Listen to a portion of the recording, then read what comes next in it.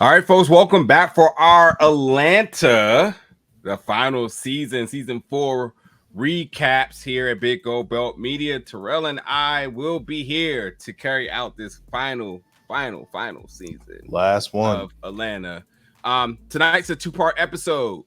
Episodes 1 and 2 aired tonight, so we will be recapping one episode at a time. So let's jump into our recap of episode 1, The Most Atlanta.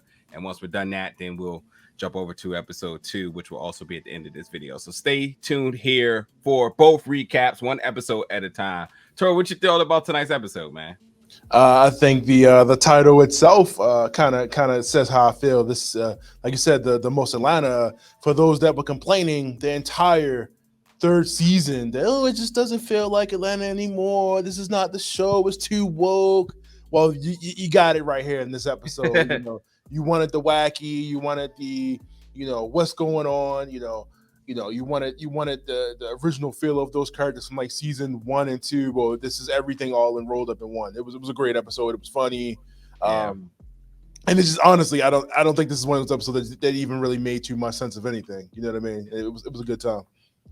Yeah, I also going to play a little play on words here with the title because, and I'm glad you went in that direction because at the same time, this is like the most Atlanta in terms of the city of Atlanta, where there's definitely nods towards a lot of the regular Atlanta activities, the massive, ridiculous traffic. I mean, my man definitely went to Target to return something while Al was just sitting in traffic the entire time. Right. I thought it was interesting that they use Atlantic Station as the mall to kind of poke fun at instead of Underground Station. I think that's what it's called, Underground Station, which is if it's even still up, if it's even still a thing. I went like a couple of years ago and it definitely was like on his last limb. But little play on that as well too.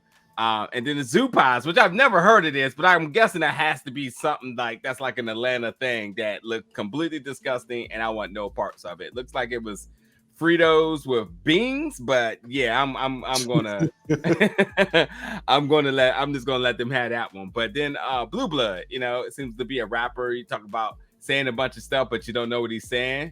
Oh, I know you're definitely talking about some Atlanta rappers there, who when folks try to be like somebody's a lyrical genius and they got so much cryptic messages inside of their lyrics and whatnot, I guess that's what they was kind of trying to point towards, why there was a scavenger hunt to find out that this dude was dead. But is he really dead, or did he just fake his death? There's a lot of things kind of going on in this episode, but nonetheless, as you said, it's the Atlanta that we have loved for 2 seasons. I like the third season, but some people didn't. But it's definitely the Atlanta of old that people wanted, and this is back with that. So, it'll be interesting to see where we go with episode 2, because last season, if there's one thing we learned from last season, there's no continuity between episodes, and they may get back to that again. So, but we'll see. So they're back in Atlanta, starting off with Darius as he goes into Target. And I tell you, this man Darius, if minding my business was a person, it's literally Darius. He just did not care what was happening as the looters were running through the Target. I guess were we kind of like in the pandemic? I saw a couple of people with masks, but maybe not. I don't know. Maybe it's not. I don't know if they were wearing masks to hide their face, so because it was like one woman with a mask. Yeah, like that's true. Actually, smart if you go and rob a store, at least wear the mask. You know what I mean? Yeah, but my man is out here committing treason, because regardless of what he's doing, no one returns an air fryer. That's just not what you do. He didn't want it. He didn't want it. You can never have enough air fryers. That's just law. And anybody has an air fryer know that you cannot have enough air fryers. If it was a double drawer, I could understand not returning it. But if it was a single, okay, what are you gonna do with it? He don't really got no house. You know what I mean? So gonna do with it. That my man out here, he not gonna get right by making mistakes like this, man. You do not return air fryers. But yeah, he goes in there and he's like, yeah, this joint looking like a Marshall's, which was completely hilarious. But I thought it was funny because he tries to return the air fryer.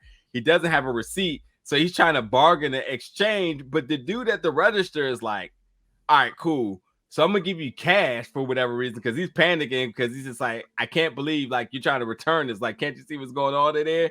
he tries to give him cash, but instead he looks down at the cash and was like, shit, this mine. Roll up out of there. So Darius is now forced to keep his air fryer a lot longer than he wanted. He's stuck in a predicament with having to keep it because he wasn't able to return it. What a noble guy. I got to commend him for wanting to do the right thing. You know, you should never return an air fryer.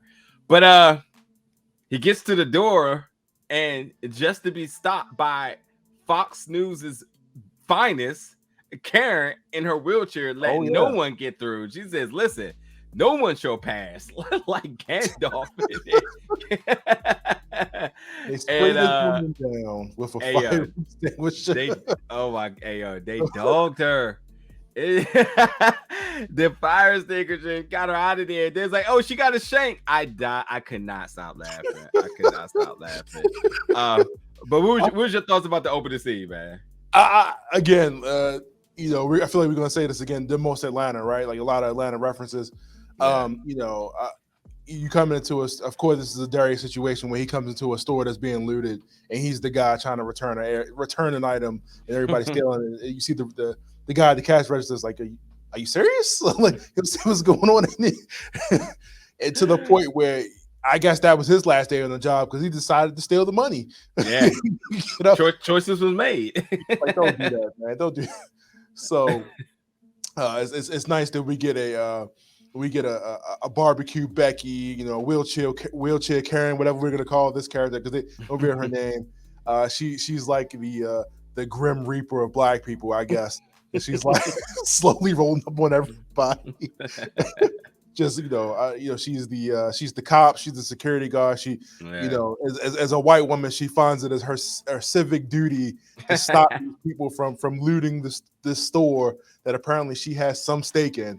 So I knew once we got this opening scene that we were back. You know, this is the Atlanta of old. This is the craziness that you people wanted for because it was too woke. Yeah, now, you know, you want this. You don't want a message. So yeah, I'm gonna keep saying I love last season. It was really dope, but whatever. Anyway, on to season 4, folks. But yeah, so again, out in traffic, and he hears on the radio that a rapper that he really likes, Blue Blood, has died.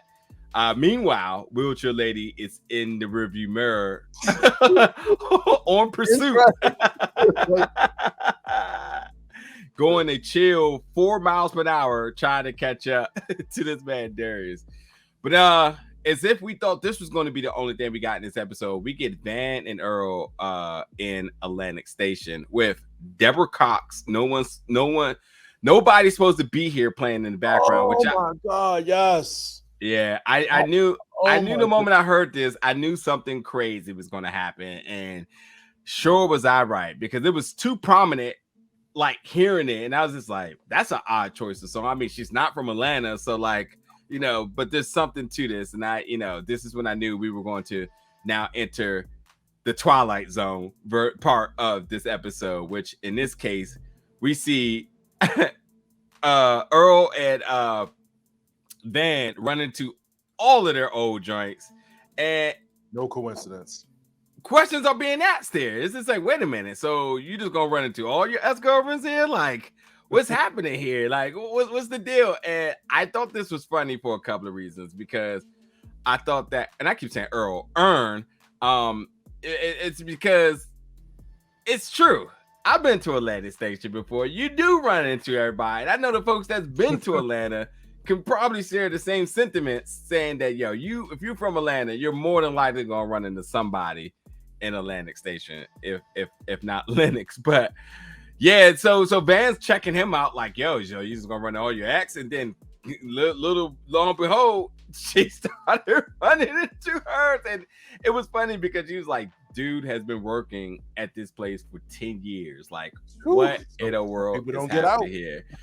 And that's the whole thing, because Van said a little bit later in the episode, listen, I'm not trying to get stuck here like your exes. Complete shade here, but ultimately, what did you think about Earn and Van's adventures in Atlantic Station? Their journey in the Twilight Zone of exes. Yeah. This is interesting too, because I felt like we've been off and on with them for so long, and I guess after last season, I guess they're back together. I'm not really clear what's going on, but I guess this is them, kind of having them move forward by, showing their past to a certain extent, and them getting away and getting out from that and kind of moving forward, which is, they're going through the darkness and they're, going forward in their relationship. So to see that kind of tread down that path, but it's kind of weird. I mean, they were kind of trapped in Atlantic Station, and they couldn't get out. But to the point where people were completely forgetting that they were there. But luckily, I think that was, again, not reaching for a message. That was them trying to figure out, figure out their way forward in their relationship, kind of by looking, through their past and seeing where they're going forward and finding a way out together, which is where this eventually, goes in the end. But I hope this series ends with them actually being together, and it's not as cryptic as it's been, because they've been so off and on. I think everybody just wants to see together at this point. I got a feeling that it has to end somewhere in that way. But I do think to that point that I think this episode definitely was a depiction of, like, no matter how crazy each individual adventures get, they always end back up together, which that I appreciate, even if Kenya has to join along somehow. Anywho, Deborah Cox just in the background is such a odd but very creepy and eerie selection of a song. But I will say, I did like that shot of seeing them, that aerial shot of them on the ground, and you kind of looking around, you saw all these random people as they were kind of talking about, your exes and how many more you're going to run into. I just thought that was such a cool shot, and it did give me like kind of like horror feels for a little bit, like, oh well, like something crazy about to happen. And that was just the beginning of it. Jordan Peele to rip this Deborah Cox song for his next movie, Wound Back song or whatever he's going to do. Yeah, real talk. I mean, that is his forte, So, but anyway, now we have we go back to Paperboy. In the car, this man. Okay, so Al is just chilling, getting sick of the traffic. And you got this dude outside going live, talking about, yo, there go my homie Paperboy in the car right there. You can't see him. He got tent.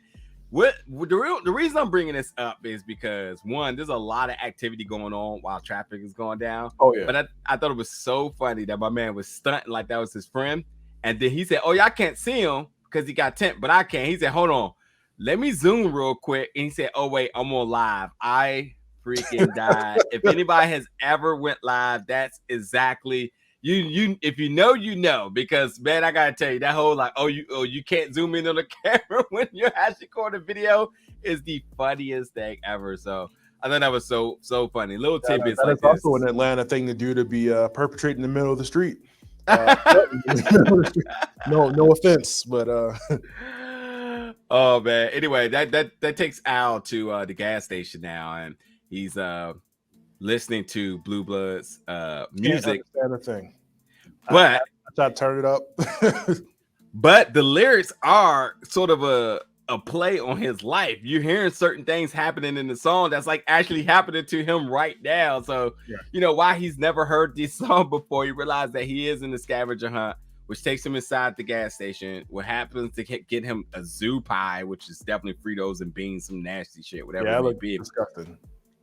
Dude inside the joint got a CD player talking about he don't know who Blue Blood is. But yeah, it's from one clue to the next, and we see him going on a mini adventure to figure out if Blue Blood is still alive, just for him to end up at his funeral when we find out Blue Blood's real name is Gary, and all these sorts of different things happening just for him to get to the casket, and it's a skeleton because Blue Blood had been cremated, which leads me to think that Blue Blood is not really dead, and we're going to find Blue Blood in a later episode.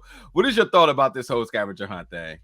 That is indeed something that, a lot of like artists, I say artists because like, they're so out there what they're thinking that they think everybody else is getting it, which is what his wife is saying. Like, there's only been a few people that actually decoded the message, and that was loyal. If you actually listen to the music, listen to the lyrics. But you literally die, having people trying to get people to get what you're saying. I thought was pretty weird, man. It's just the whole scavenger hunt thing. Like she said, it was like what 5 or 6 people that actually showed up to this man's funeral. So like you planned a Willy Wonka scavenger hunt when you were about to die. Like it's kind of weird. But yeah, man, just those type of artists, man. Like you said, that you said that's really just out there and just really want people to get their music to this extent. Yeah, I mean, it's a lot of things here. It's like people say they really fuck with you, but they're not listening to your music. And if you've been a connoisseur of one's music, then you kind of know that this is this person's style. And more than 5 to 6 people should have showed up to the funeral. That's the problem, because everybody's saying they're supporting you, but are they? Because if they were, then no matter how you want to do your funeral, people should have been there. I mean, let's call it what it is. We've had crazy funerals in the DC area. We had that one where dude was in the club and he was just posted up. Weird. Inside the joint, and sure enough, that bitch was packed. So it don't matter how it doesn't matter how crazy your funeral is. If people fuck with you, they're gonna come out, and I think that's what they were trying to expose here. But going back to Atlantic Station, they're still trying to figure it out in the parking garage, and they run into Kenya again. They start trying to figure out some clues. They go through some portal doorway. I've seen a movie just like this, and I could not think of the name of it, but I've seen a movie just like this. And one way or another, they come out of this closet after Van takes a hit at her, but they end up at the funeral. And that's to the point I made earlier, is that no matter how crazy all of these individual groups, individuals' journeys and adventures is, they always end up together one way or another. So Ern and Van comes out. Al is there. Kenya follows behind because she was following them, and they get outside, and Darius right there, and they get in the car, and then that's the episode. Besides, the last 2 things where Ern is like, "Listen, they can keep the car." He's good. They don't need to go back. And Kenya needed to get for her dad. She got the air fryer, but she also got more than she bargained for, because wheelchair Karen is right behind her with the shank. She had the turbo. She had the turbo. That's right. I ain't never seen a wheelchair battery last all day like that. Not at all. That's the Grand Theft Auto hack she had. She's like, she out here teleporting, bro. The mileage on the highway, you cutting the alleys. Now, getting into that exchange between Darius and Kenya, do you think that was like some type of like curse or something like that? Like it didn't matter what it was that the item was. Like she was just going to pursue and try to stab somebody anyway. I mean, again, I think it does go to the display of saying, like, no matter who, people are taking justice into their own hands with no regard. It does not matter. I mean, he bought it, so it wasn't stolen. He did the right thing. He tried to return it. He didn't loot anything. He got out. He was automatically a victim, regardless of it. And then with him being a good Samaritan and saying, hey, you need this for your dad, you can have it. He gifted it to her, which now also disqualifies her from being any type of burglar or thief or anything of that sort. And she still was being pursued. And she's like, I don't care. Wrong. Yeah, like, so it's definitely. I don't care. Oh yeah, it's definitely like a telltale thing there. Like, don't get it wrong. Yeah. And much like you said, no matter the circumstance, she was completely committed to take justice into her own hand with her shame. Little knife. Yeah, but forget whatever obstacle, whatever sort of challenges, or just whatever it is that was just going to prevent her from doing what she had to do. Nah, she's gonna do what she had to do. So. But anywho, folks, let's get over to our recap of episode 2, the homelessness little horse. The homelessness little horse. I think that's how you say it. Anyway, let's get to that right now, folks. We'll be back in a second. All right, folks, we're finally back correctly this time for our recap of Atlanta season 4, episode 2, the homeliest horse. For the folks that saw our review and realized there was a mistake and that we accidentally dropped our review for episode 3, my apologies. Good catch on the folks that realized it and helped us out there. So yes, this is our proper recap for episode 2, The Homeliest Little Horse. And then obviously episode 3 review will be available for you next week, as it is already done because of that mistake. So there's full transparency for you all.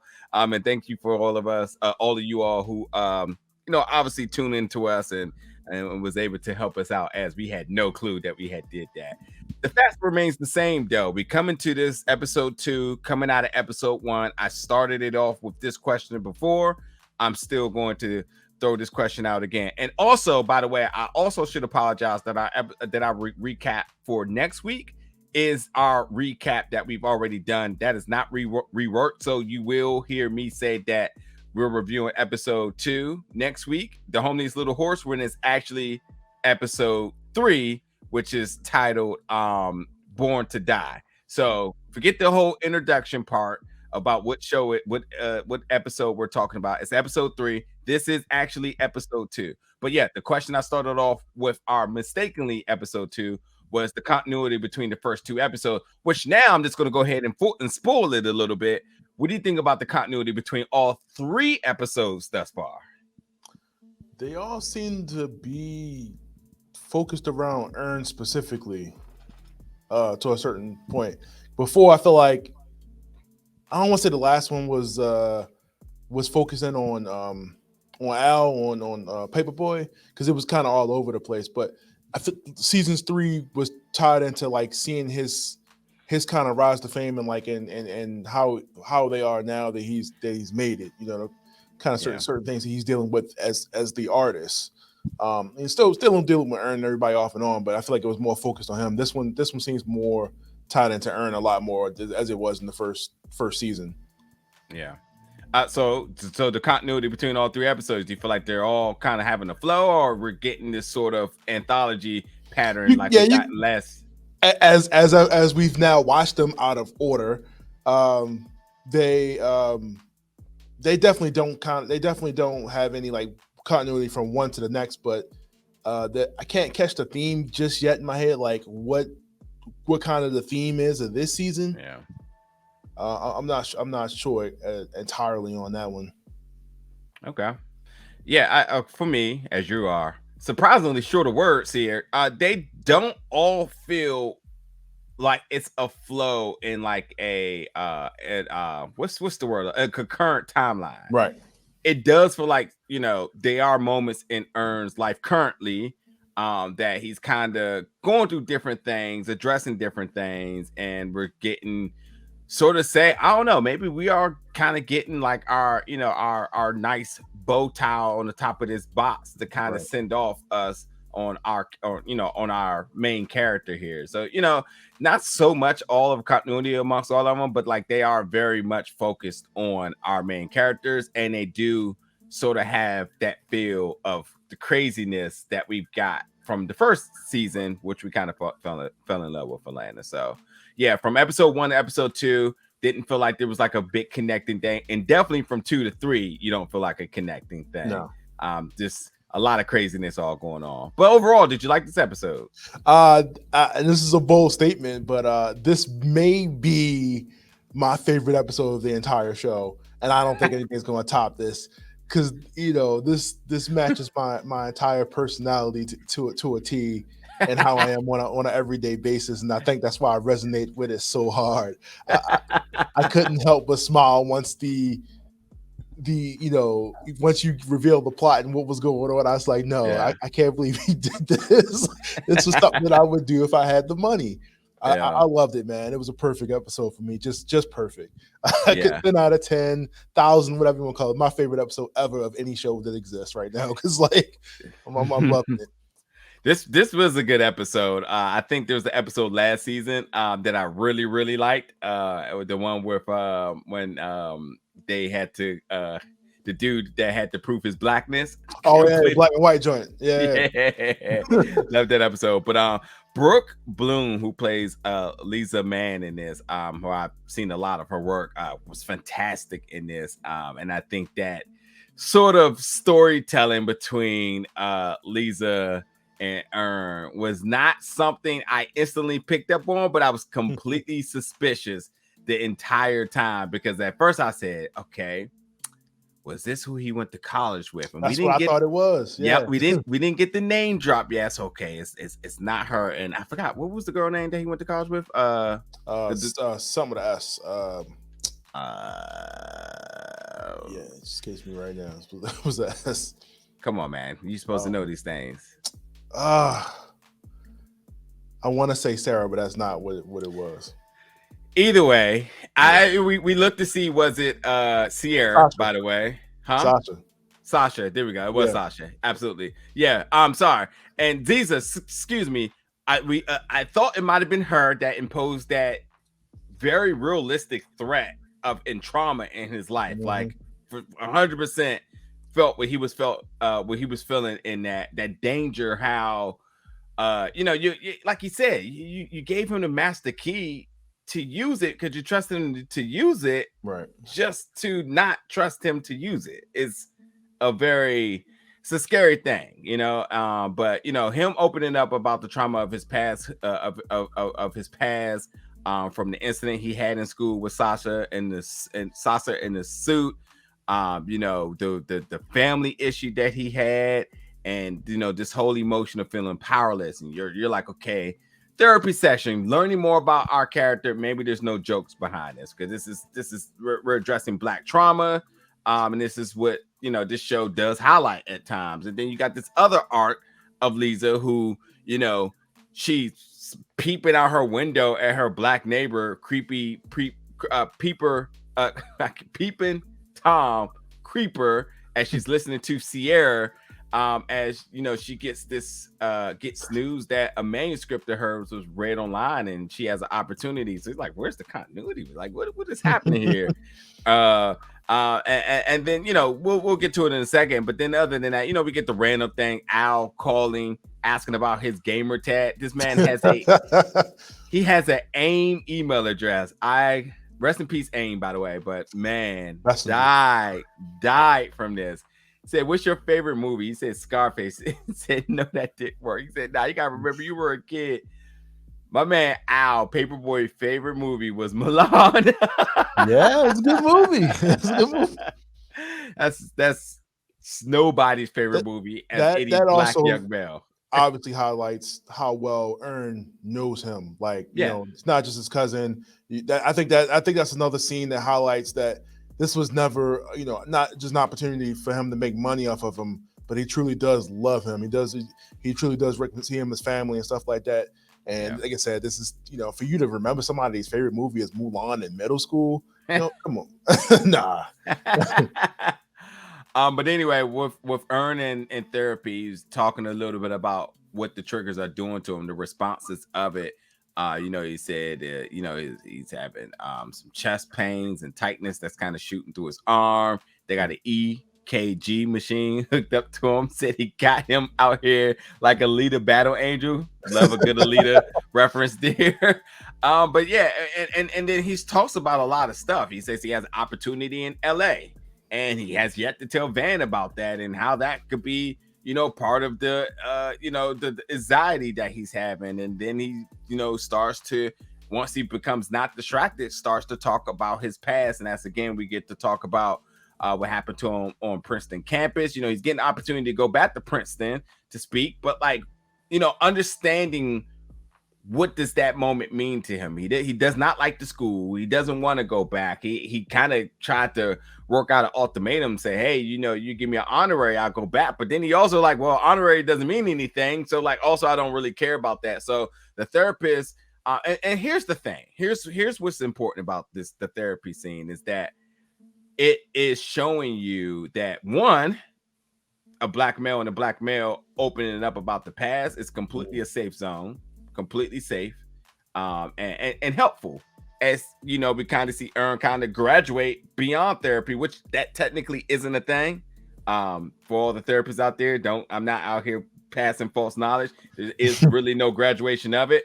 But technically, in the extent of him saying, like, I feel confident to take the tools that I learned here and to go out and apply them in my life myself, in order to, to show that I have growth, and right. Sure, you can always come back and it's always for the betterment of your well-being. So it's not like a graduation, because you don't get to a point where you just completely are done. But like for him to say like, hey, I got enough, I kind of want to see how I can put this out in the real world. All this outside of all the comedic factor is some real shit. Like, oh yeah, I respected that a lot. So it super caught me off guard when the comedic aspect to it, when the petty factor came into play, and I was just like, wow. I know this show likes to throw a good curveball at you, but this one right here was wildness. But yeah, I just wanted to make sure that we understood that, like, him having a moment talking about the suit, him being one of 12 black kids on campus, just how it hurt him, and then being abused by his family member, just feeling powerless. I mean, these are all things I'm sure there may be viewers out there that resonate with this. And I went to a HBCU, but I did not for graduate, and I can tell you when the ratios look like what they are, and how you can always be posed as a threat. I mean, he said they were throwing words out there like rapist, and I mean, these are not career-ending words; these are life-ending words. As a black person, like you don't come back from certain categorizing of character. When people slander you like that, you just don't come back. It's just what it is, And from that, and then this is where things started to connect, is where he talked about his issues at the airport with a domestic flight, about his passport, and his passport, domestic flight, folks, just all you need is a driver's license, but he permitted his passport, and it was deemed that we can't accept this. It's completely trash. unacceptable.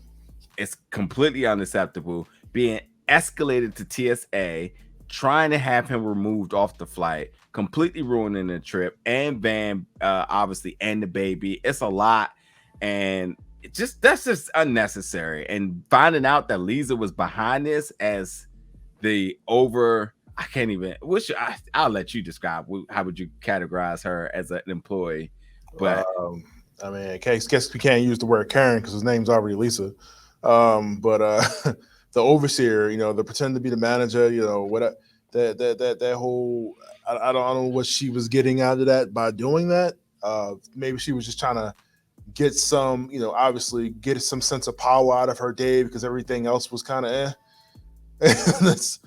But it's just why. What was the point? I mean, for y'all know it. Y'all know what it is. Y'all can in the comments let us know exactly how you describe these type of personalities. Like, we know what it is, but we'll let you say it. That's taking the authority in her own hand, in complete malice of racism and prejudice. And so, Terrell, because I talked a lot, and I want you to finish your statement you're going to make here. But knowing that what we know about her, now you have to recounter every black encounter that she's had this entire episode. Not only from that extent, but also think about the ones that Earn has hired as well. So you have to kind of say, how do you kind of dissect those situations now? Like the person that the black guy that she ran into earlier, she said hi, he said nothing. The person at the library, that the kids at that. I mean, like, you have to think the camera person was black, live streamed it, by the way. The person that came in that was potentially looking as part of the deal, who set the fire alarm off. Right. I mean, everybody. I mean, hell, the dog. Was the dog a paid actor? I'm sure that was her dog. But no, how do you assess everything now, looking back in the retrospect, now that we know the plot twist with this episode? Yeah, I mean, I wonder with everybody, with the exception of what was his name, Tracy from season 2. I was like, oh, that's Tracy. I feel like as soon as I saw him, I was like, all right, something's up. That's what kind of tilted it for me. Or was that just a different guy? But yeah, I was thinking, like, man, did he hire? Was that somebody she encountered along the way? Like, he got. It'd be impossible to get that contact information, like, and just hire all those people to, for revenge. But the level of planning, the level of pettiness of godly tier that I can never achieve that was shown in this episode is amazing. But this, you can kind of see, kind of like the way she was talking to people, the way she talked to her friend. Yeah. And you know how she was like, you know, what do you think about my writing? And the way she kind of talked to her, how, you know, she was already that type of person. And I feel like they also kind of wanted you to feel for her too, to a certain extent, because like she was really getting an opportunity that she thought, and to see it crash that hard, it's horrible, man. Like, but I love it. I Yeah, love she it. said you're gonna be the new JK out here. Yo, she about the levels of what they set this up, man. Just like, oh yeah, you about to get the money, you about to get Yeah. each, you about to get a book deal. You gonna be writing for years. Like, oh man, this woman Hey, quit her what if they would have played it like that and say, "Oh, you're gonna be the next JK"? Then they went on a complete assault to try to cancel her because of everything that she got from the past. I'm like, yeah, you're gonna be the next. You're gonna be as big as this book gonna be as big as the next Harry Potter. All right, don't worry about that. Just know what comes behind that. You know. Wow. So, But yeah, man, I love the level. I love the level of intensity, pettiness in this episode. Lisa, man, everybody, man. Those kids, man, those kids. Bravo when you're acting. Bravo. They had the one girl on the floor asleep.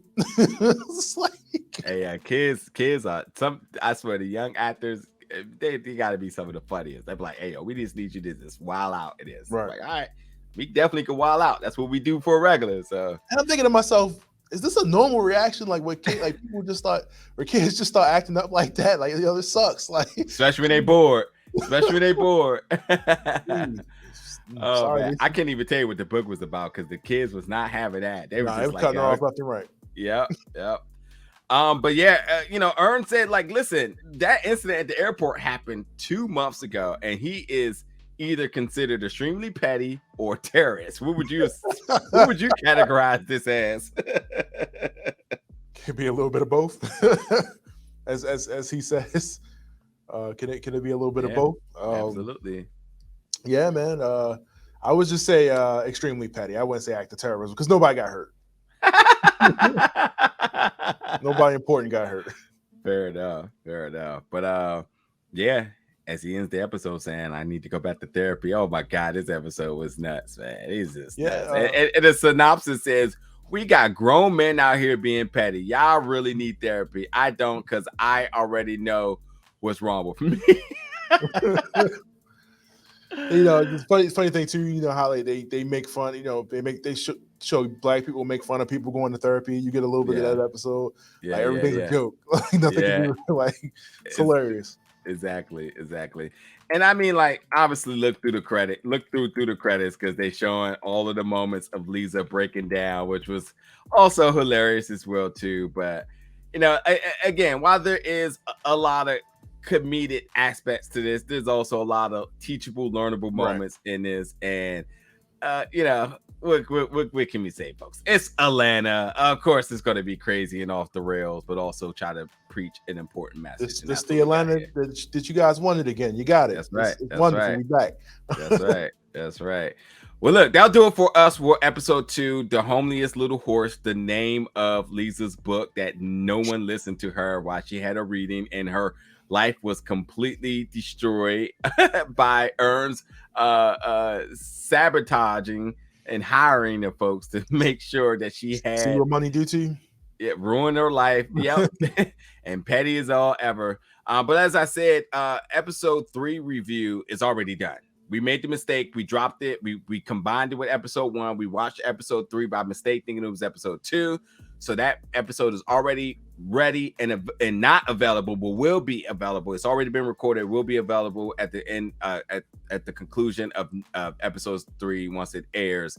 Again, our apologies. When that review starts, you will hear us say this is our second part of episode 2, second part of our review featuring episode 2, The Homeliest Little Horse, when in fact it is actually episode 3, Born to Die. So forget all the little verbiage in the beginning. Get past that for a second. Get right into the review, because the review is still the review and it is on point. So yeah, we'll see you back next week, and then we'll be back for the remaining part of the season with more reviews from Atlanta season 4. Thank you for watching, folks.